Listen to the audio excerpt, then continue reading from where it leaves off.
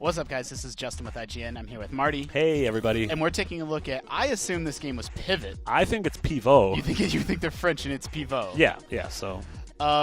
This game really caught me by surprise. It kind of came out of nowhere. We are playing on an iPad right now. It's $2.99 and it's universal. Okay. And it's spelled like it says on the title screen here if anybody's looking for it. Yeah. This is an example of what I like to see in a mobile game. I'm tapping left and right on the screen to Oh, we're playing the game right now. Yeah.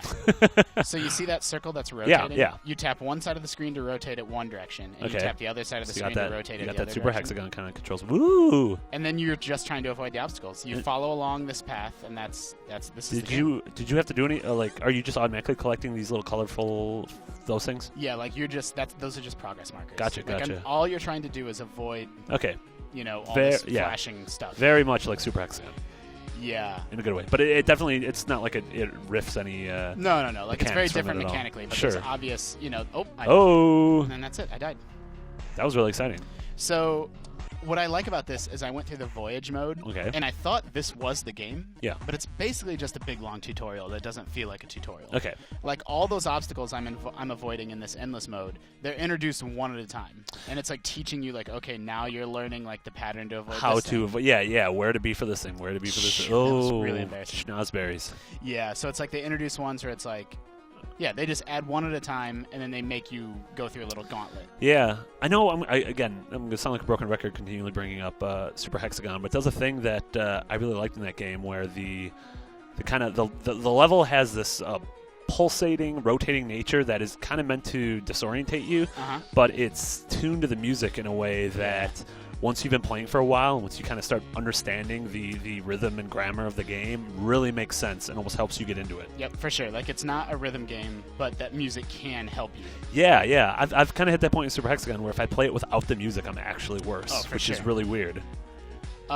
There's definitely similarities. Oh, yeah, okay. see, it definitely starts getting tricky. I only know how to do this because I went through the whole Voyage mode. Yeah. Oh, this one's the one that really messes me up the worst, those loops. Yeah.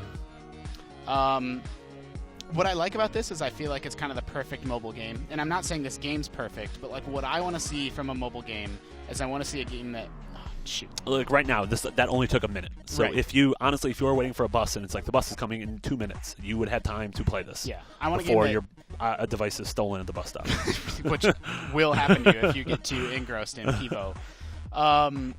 It's got a few different modes of play. So I did the basic Voyage. That unlocked Endless mode, and then that unlocks the Expert Voyage, the Fancy Voyage, and then Expert Endless if you get 100 seconds in Endless. So, that sounds very... And I can't even imagine what Belzac, I actually haven't touched the Expert... Ooh, nice Clerks reference. Right?